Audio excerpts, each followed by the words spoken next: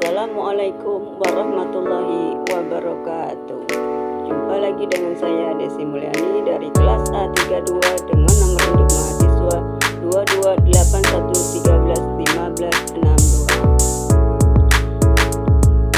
2281131562 dari Universitas Islam Negeri Cyber Syekh Nurjati Cirebon.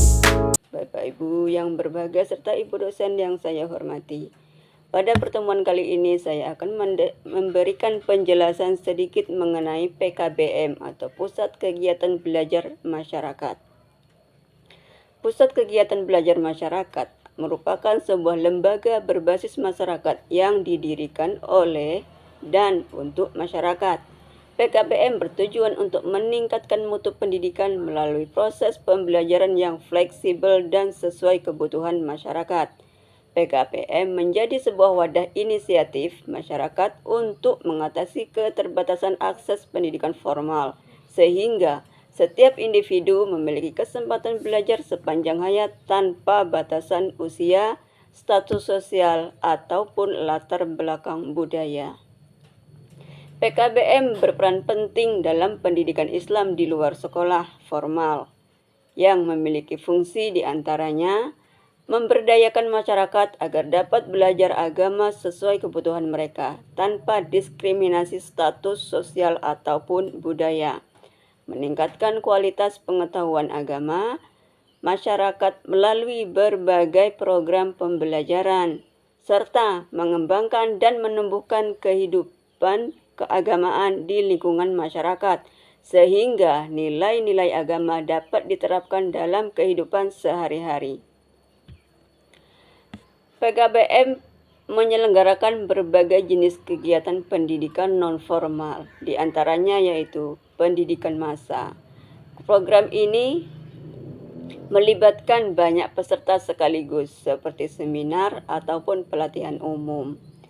Selanjutnya yakni ada pendidikan orang dewasa. Pendidikan ini berfokus pada kebutuhan belajar orang dewasa, misalnya kursus keterampilan ataupun keaksaraan. Selanjutnya ada pendidikan perluasan, di mana pendidikan ini menjangkau sekelompok masyarakat yang belum terlayani pendidikannya secara formal. Yang selanjutnya yakni ada pendidikan masyarakat, merupakan sebuah program yang dirancang untuk meningkatkan kesejahteraan dan pengetahuan masyarakat secara umum.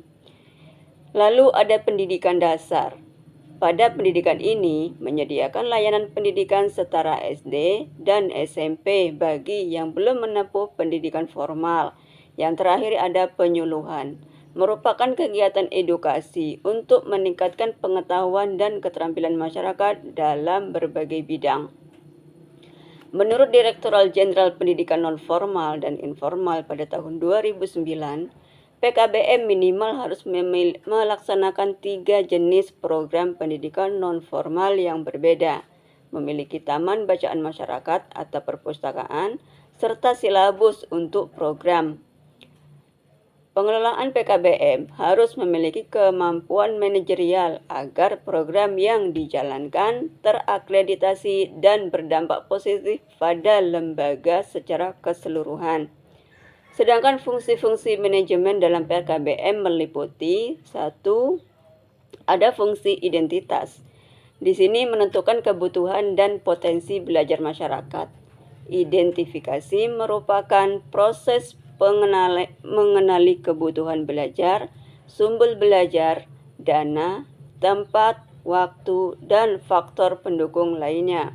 Tujuannya agar program yang dirancang benar-benar sesuai dengan kebutuhan masyarakat dan dapat berjalan efektif. Identifikasi dilakukan melalui survei, wawancara, dan diskusi dengan masyarakat setempat. Fungsi yang kedua yakni ada perencanaan.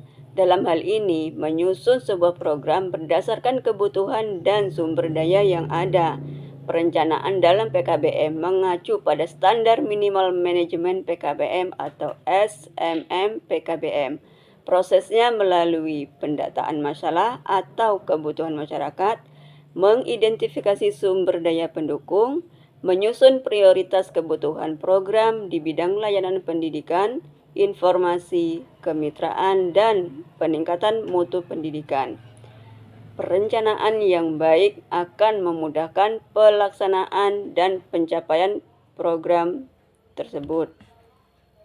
Selanjutnya yakni ada pelaksanaan, yaitu sebuah kegiatan mengimplementasikan program sesuai rencana. Pada tahap pelaksanaan, PKBM melakukan berbagai upaya untuk memastikan program berjalan sesuai rencana. Kegiatan yang dilakukan antara lain memotivasi warga belajar agar aktif mengikuti program, mengadakan dan mengembangkan bahan ajar untuk peserta dan tutor, pelaksanaan proses belajar mengajar secara terstruktur, mendorong partisipasi aktif dari warga belajar. Yang terakhir ada penilaian berkala terhadap proses dan hasil belajar untuk memastikan tujuan tercapai dan melakukan perbaikan jika diperlukan. Sedangkan fungsi selanjutnya yaitu perorganisasian, di mana di sini mengatur sumber daya manusia dan sarana prasarana, menyiapkan dan menggerakkan sumber daya sesuai kebutuhan program.